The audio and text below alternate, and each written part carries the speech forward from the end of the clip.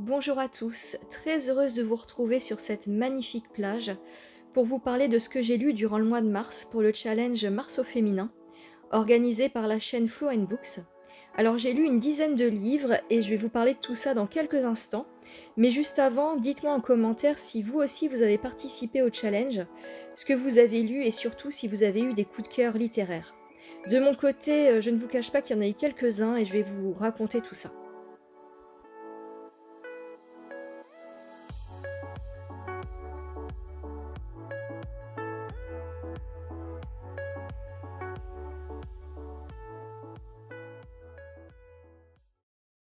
Et on commence tout de suite par Chérie de Colette dans la catégorie classique, qui va nous parler principalement du temps qui passe, de la beauté extérieure qui s'éteint au fil des années et des relations superficielles qui sont vouées à l'échec. Donc dans ce livre, Colette nous plonge dans un milieu bourgeois très superficiel, dans lequel on va suivre Léa, qui est une ancienne courtisane de 50 ans, et Fred Pelou, qu'elle surnomme Chéri, un jeune homme qu'elle a vu grandir et qui est plutôt séduisant mais aussi très égocentrique, frivole et superficiel. Donc elle le connaît depuis sa plus tendre enfance puisque c'est le fils d'une de ses amies et tous deux entretiennent une relation plutôt ambiguë. Ils se fréquentent mais il n'est pas question d'amour entre eux, uniquement de jeu et de futilité jusqu'au jour où Chéri se fiance à une jeune fille de son âge et là tout va basculer. Léa, qui a toujours misé sur un physique plutôt avantageux pour arriver à ses fins dans la vie, ne fait pas le poids face à cette jeune femme, et elle va devoir affronter la dure réalité du temps qui passe et vivra très mal cette annonce. Comme c'est une femme très lucide sur son apparence, son ego va en prendre un coup, et elle va, malgré tout, elle va toujours essayer de rester digne, malgré sa blessure. Il y a vraiment une scène dans le livre que j'ai trouvée magnifique. Pour ceux qui connaissent le livre, n'hésitez pas à me dire si vous vous rappelez de ce passage. C'est quand elle se retrouve dans son lit, suite à l'annonce des fiançailles de Chéri et qu'elle se sent fébrile. Donc au départ, elle va prendre sa température, mais elle va voir qu'elle a pas de fièvre et elle va comprendre tout de suite que c'est psychologique et j'ai vraiment adoré ce passage du livre. J'ai trouvé ça, très fin et très délicat. D'ailleurs, j'ai adoré la plume de Colette dans ce livre, je l'ai trouvée vraiment, délicieuse et subtile et j'ai beaucoup aimé aussi l'ambiance qui était feutrée. Je me serais crue un petit peu dans le boudoir avec, Léa et son amant Chéri. Donc c'était, vraiment magnifiquement bien écrit et toujours très riche de vocabulaire, c'est pour ça que j'aime Colette et en même temps, c'est une écriture pleine de contradictions puisque c'est très doux, très enveloppé, très charnel et en même temps, c'est extrêmement cruel. C'est très violent pour Léa qui se prend vraiment sa vieillesse, en pleine face et j'ai trouvé qu'il y avait vraiment une contradiction entre ces 2 sentiments et c'est en ça que je trouve que le livre est vraiment magnifique. Donc c'est un récit qui est à la fois délicat et glaçant et un décor doux comme je vous le disais, feutré mais avec une réalité vraiment implacable et cruelle donc j'ai vraiment adoré. Et j'y vois comme un avertissement de l'autrice à ne pas baser sa vie sur un beau physique, à construire des relations solides basées sur des qualités humaines, des sentiments sincères et profonds et à fuir toute superficialité. Donc c'est un livre que je vous recommande très fortement si vous ne l'avez pas encore découvert et pour ma part c'est un véritable coup de cœur. Alors ensuite il fallait lire un livre d'Annie Ernaux et j'ai choisi Les armoires vides qui étaient dans ma bibliothèque. Donc je vous présente mon coup de cœur du mois de mars. Plus ça va, plus j'aime Annie Ernaux et plus je comprends son succès aussi. Je l'avais découverte il y a quelque temps, avec L'événement qui m'avait plu, mais j'avais trouvé le style, d'écriture un petit peu trop simple et j'avais pas été complètement conquise. Mais ensuite j'ai lu Les années et ça avait été une superbe découverte. Mais là, avec Les armoires vides, c'est vraiment une claque monumentale que je me suis prise et c'est vraiment un livre qui m'a, profondément marquée. Alors dans ce livre, Annie Ernaux revient sur son enfance en Normandie, auprès de ses parents qui tiennent un café-restaurant et qui la mettent très souvent mal à l'aise. Et c'est en découvrant un autre milieu qui est l'école, une autre éducation, une autre façon de parler, de se tenir, de penser, qu'elle va comparer en fait, son environnement, enfin dans lequel elle évolue, sa famille, à d'autres familles, à d'autres façons de vivre et là, la honte va prendre une place, gigantesque dans sa vie et elle va avoir même du mépris envers sa famille. parce que ce sont des gens très simples, mais parfois aussi très vulgaires, et elle va ressentir beaucoup de gêne face à ça. Donc c'est un livre vraiment qui m'a touchée par sa sincérité et je l'ai trouvé vraiment juste, poignant et très émouvant. Il y a vraiment, aucune phrase en trop, c'est vraiment, très pondéré mais toujours très, ça claque, c'est vraiment magnifiquement bien écrit et surtout j'ai ressenti une grande admiration, pour l'autrice, pour 2 raisons. Alors tout d'abord, parce qu'elle a quand même réussi à s'extraire de son milieu familial. Elle a réussi dans un domaine, qui ne lui était pas du tout prédestiné, à savoir la littérature. Donc elle a dû faire, à mon avis, des efforts, incommensurables pour y arriver et vraiment j'ai trouvé son parcours, très remarquable et incroyable. Donc ça, c'était pour la première raison et la deuxième raison qui, à mon avis, est, la raison de son succès, c'est sa grande sincérité. La sincérité avec laquelle elle nous raconte les choses de manière très simple, mais vraiment sans fard et sans tabou et elle n'ose pas, à se mettre dans une situation, très délicate et très inconfortable, lorsqu'elle nous parle de ses parents, de son enfance et de sa jeunesse et j'ai trouvé ça, vraiment, très fort de sa part. Donc c'est un livre que je vous conseille fortement. Il est vraiment très prenant. En tout cas, moi, j'ai été vraiment happée, par le bouquin. J'ai pas réussi à le poser, enfin, je l'ai lu d'une traite et il m'a hantée, plusieurs jours après. J'y pensais, très souvent. Donc je pense qu'il ne vous laissera pas, de marbre et voilà, je vous le recommande, à 1000%. On passe ensuite à la troisième catégorie. Il fallait lire un polar, un cosy mystery ou un thriller et j'ai choisi, 2 livres dans cette catégorie. Donc tout d'abord, il y a Le Zèbre rouge de Cécile Magnan, qui est un polar, un récit d'anticipation puisqu'on est en 2060, et c'est aussi un livre jeunesse. Donc on va y suivre Nora, qui est mineure et qui va enquêter sur le monde dans lequel elle évolue. Et elle évolue donc dans un monde très particulier puisque les animaux ne font plus partie de la vie des êtres humains. Ils ont été parqués et mis à l'écart dans des réserves naturelles pour les protéger. Et un jour, Nora va tomber sur un oiseau et donc va se demander, qu'est-ce qu'il fait là? Et va enquêter, sur cet oiseau, qui ne devrait pas, se trouver, à cet endroit. Donc elle va faire la connaissance d'une vétérinaire à la retraite, qui a bien connu l'époque dans laquelle on vivait avec les animaux et qui va faire découvrir à Nora et ses amis, ce monde ancien. Donc elle va tout d'abord vanter les bienfaits de cette mise à l'écart des animaux, puisque le but de ce retrait est de les protéger, puisque les êtres humains n'ont pas su les aimer, ni les respecter. Et en même temps, elle va les avertir des dérives qui accompagnent cette mise à l'écart et bien sûr, Nora va vouloir enquêter sur ces zones d'ombre. Donc elle va vouloir mener l'enquête et on va comprendre au fil des pages que finalement les animaux ne sont peut-être pas si bien traités que ça à l'écart des hommes et que, ils ne sont pas, protégés. Alors ce que j'ai pensé du livre, je m'attendais en fait à toute autre chose. C'est un livre que j'avais choisi en service presse, notamment, par rapport à sa quatrième de couverture que j'avais trouvée, intéressante et parfois j'ai envie de tenter, de nouveaux genres littéraires et sortir un peu des sentiers battus. Mais là, c'est un mauvais choix de ma part parce que c'est un livre écrit très simplement.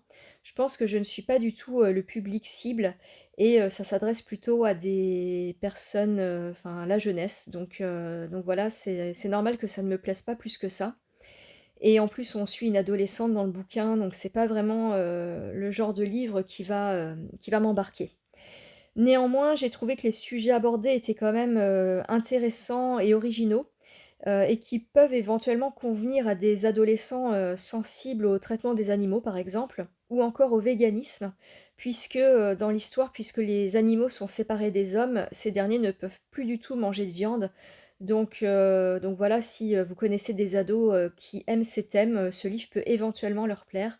Mais en tout cas, moi, je ne suis pas, le public visé, je pense, donc voilà. C'est pas forcément un mauvais livre, mais j'ai pas été sensible, pour ma part.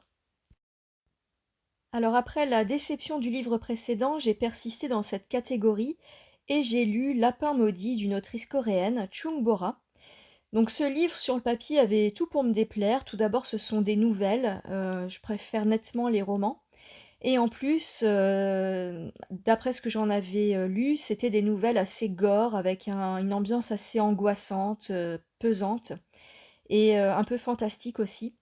Donc globalement, j'y allais un petit peu à reculons et finalement, c'est une très, très bonne surprise puisque, ça a fonctionné sur moi. J'ai beaucoup aimé et j'ai passé vraiment de très bonnes soirées avec ce bouquin. J'ai surtout aimé la deuxième nouvelle qui s'appelle La Tête et qui est, complètement, déjantée, complètement folle. Donc si vous avez l'occasion de lire ce livre et notamment cette nouvelle, je vous la conseille fortement. C'est l'histoire d'une tête, immonde qui sort des toilettes et qui va se revendiquer comme étant, la fille de la femme de maison et elle va apparaître de plus en plus souvent. Donc elle sort des toilettes, à n'importe quel moment, elle jaillit comme ça et elle fait peur à la femme à chaque fois dans la salle de bain et elle va se faire de plus en plus menaçante au point, d'effrayer ses propres enfants. Donc c'est une histoire complètement dingue, mais j'ai adoré. C'est un livre hors du commun qui sort vraiment de l'ordinaire et qui se lit très bien. Et d'ailleurs, je le conseillerais volontiers à quelqu'un, qui est en panne de lecture et qui voudrait lire, quelque chose de rythmé, d'entraînant et qui pousse aussi, vers, l'imaginaire. Donc c'est une lecture peu commune, qui a un côté très sombre, angoissant, mais finalement ça m'a pas déplu, donc je vous le conseille vraiment, très fortement. On poursuit avec la catégorie biographie et je vais vous présenter La princesse insoumise de Jean-Noël Liot. Alors j'espère que je n'ai pas commis d'impair, mais je crois que si finalement, puisque c'est écrit par un homme et donc je sais pas pourquoi j'étais fixée sur une biographie d'une femme, mais j'avais complètement oublié que ça devait être une biographie aussi écrite par une femme. Donc tant pis, je vous présente quand même ce bouquin et j'en aurai un deuxième après pour me faire pardonner. Donc dans ce livre, on va suivre, la vie de Gayatri Devi, qui est une princesse, indienne et qui a eu un destin absolument incroyable. Donc elle a évolué dans un milieu très riche, très luxueux, mais alors c'est d'une richesse, c'est difficile d'imaginer. Elle a eu une enfance, loin, de son pays natal puisqu'elle a grandi en Angleterre, elle a été scolarisée là-bas. Donc elle a plutôt une mentalité à l'européenne et c'est une femme très libre, qui pourtant va faire un choix de vie, plutôt, en décalage par rapport à sa façon, à son milieu et sa façon d'avoir grandi, puisqu'elle va choisir, d'épouser un homme qui est polygame et donc elle va, accepter de devenir la troisième épouse, de ce prince. Donc bien sûr, c'est contre l'avis, de sa famille. Ses parents sont farouchement opposés à cette union, mais finalement, elle aime tellement ce prince qu'elle va l'épouser, à ses risques et périls. Donc durant cette vie, d'épouse, elle aura beaucoup de mal à supporter, les infidélités de son mari, mais bien sûr, elle n'a aucun mot à dire puisqu'elle savait à quoi s'attendre et donc elle va, en souffrir toute sa vie. Donc ça, c'est pour le côté personnel, mais c'est un livre aussi très intéressant d'un point de vue historique, puisque ça va nous plonger dans l'Inde des années à partir de 1940 à peu près. Donc on va découvrir un petit peu tout le côté politique, historique de ce pays. Donc j'ai vraiment appris beaucoup de choses et j'ai bien aimé aussi le côté plus personnel de la princesse. Donc c'était vraiment un livre très intéressant de ces deux points de vue. Donc elle a une vie, extrêmement luxueuse, elle va faire beaucoup de choses, elle va créer une école pour enfants, elle va être très engagée aussi, d'un point de vue politique puisque ce sera, la première femme, élue au parlement et elle aura comme ennemie politique, Indira Gandhi qui, finira par se venger d'elle et la jettera en prison. Donc c'est vraiment une destinée, hors du commun et un livre qui se lit comme un roman, qui est très agréable, mais en même temps très riche et vraiment passionnant. Donc si vous avez envie de découvrir, quelque chose sur ce pays, je vous le conseille fortement. Je vous parlerai de la deuxième biographie un peu plus tard, mais juste un petit mot pour, ce livre dans la catégorie historique. J'avais choisi Les Portes du néant de Samar Yazbek.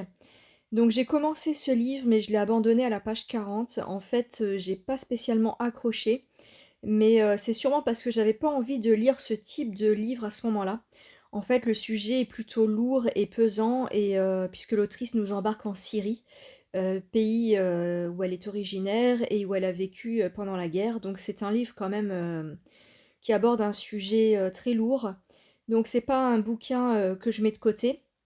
J'y reviendrai sûrement, mais un peu plus tard et quand je serai dans un autre état d'esprit, donc voilà.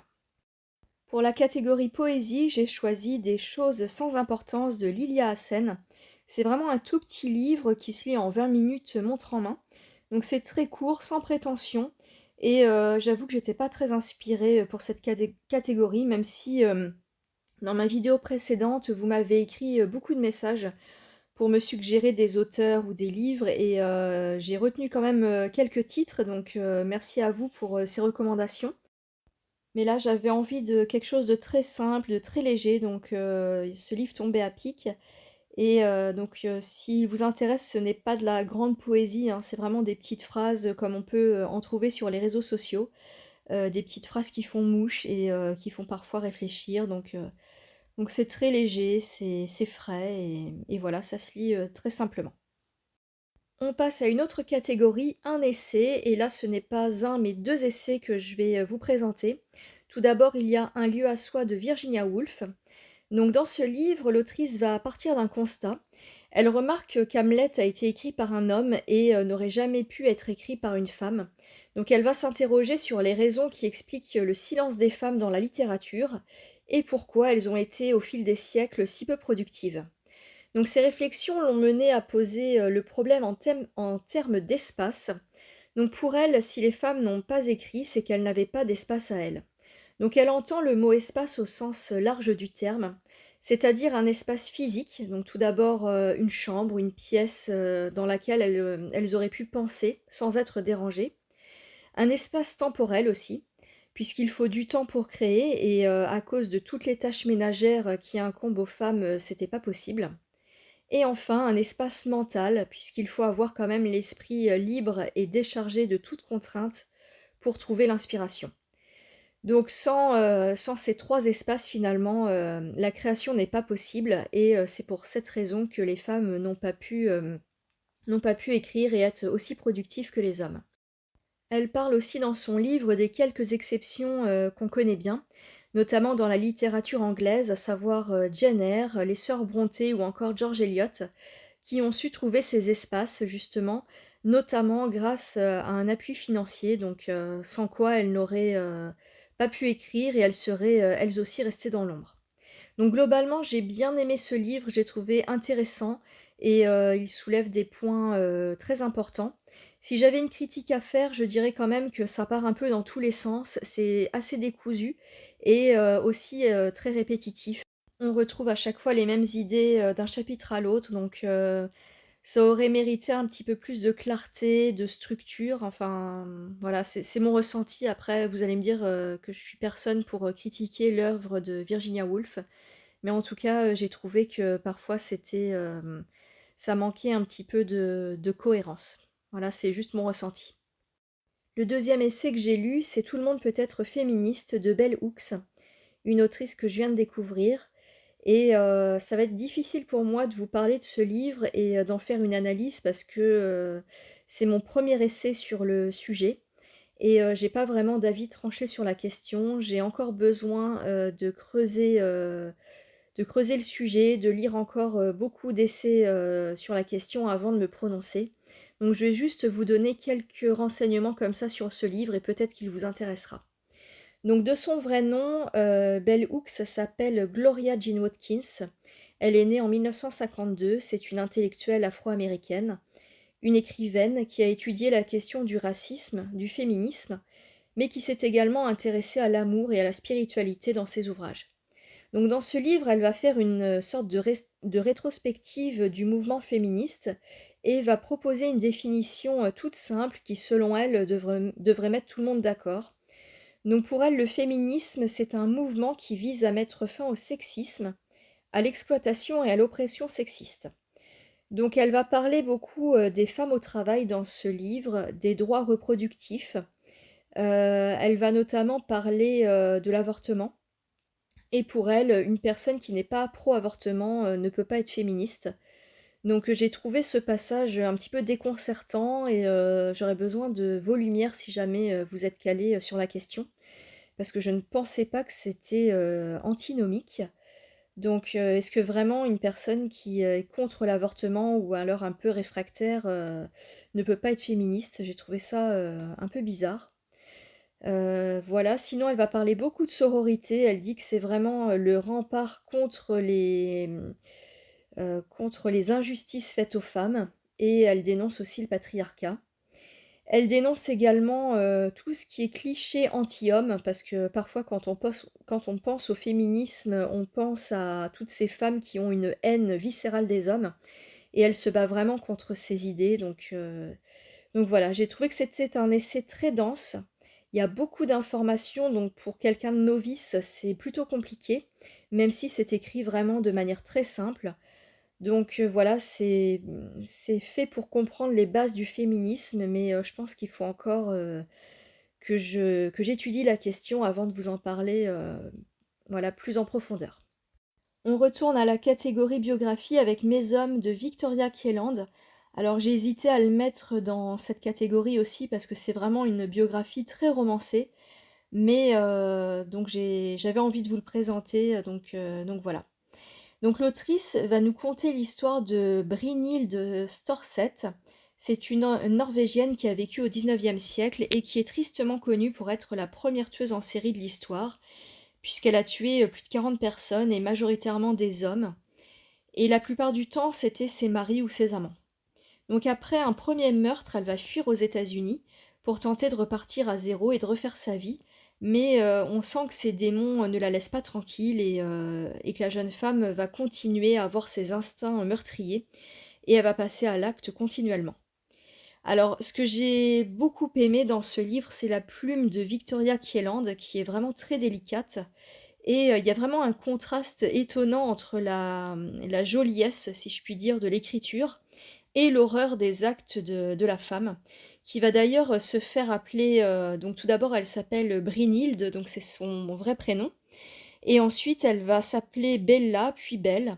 Donc on voit bien qu'il y a un problème d'identité au niveau de ce personnage.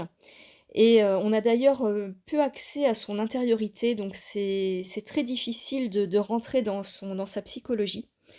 Tout est lisse, tout est joliment raconté, donc voilà, c'est vraiment très beau, très enjolivé, alors qu'il est quand même question de crimes horribles, donc c'est vraiment étonnant. Et le lecteur donc va être un petit peu déconcerté puisque on ne sait pas vraiment qui est cette femme et on va la suivre au fil des pages, mais on va jamais vraiment la saisir. Et elle non plus, on a l'impression qu'elle ne se comprend pas, qu'elle est complètement froide face à tous ces crimes, face à toutes ces horreurs. Et voilà, donc c'est vraiment une très bonne lecture que je vous recommande. J'ai trouvé ça étonnant. Et c'est une autrice que j'aurais plaisir à suivre et je me renseignerai d'ailleurs pour voir si elle a écrit d'autres ouvrages et voilà. Et on va terminer ce bilan par un livre d'une autrice iranienne, Le goût âpre des kakis de Zoya Pirzad. Donc c'est un recueil de nouvelles et là encore, j'ai bien aimé. J'ai trouvé que c'était intéressant puisque l'autrice va nous plonger, dans des histoires de couple et dans la société iranienne. Donc on va être comme une petite souris, qui va rentrer dans la maison de ces couples et qui va assister, à toutes leurs difficultés. Et bien souvent, les histoires de couple dépassent un petit peu, la relation, homme-femme puisque la famille va s'en mêler. Donc il faut composer avec les caractères de chacun, donc avec la belle-mère, le beau-père, la belle-sœur et parfois ça va prendre des proportions, un peu, démesurées alors qu'il s'agissait, de communiquer mais voilà, il y a beaucoup de non-dits dans ces petites histoires et j'ai trouvé ça, très sympathique et j'ai bien aimé l'ambiance. Donc c'est un livre que je vous recommande, qui est agréable à lire et je pense que vous passerez, un très bon moment. Cette vidéo est maintenant terminée, je vous remercie de l'avoir écoutée jusqu'au bout, j'espère que je vous ai donné des envies de lecture. N'hésitez pas à m'écrire un message, c'est toujours très agréable de vous lire et de me dire si vous avez fait des belles découvertes ces derniers temps. Et pour ma part, je vous dis à très vite dans une nouvelle vidéo.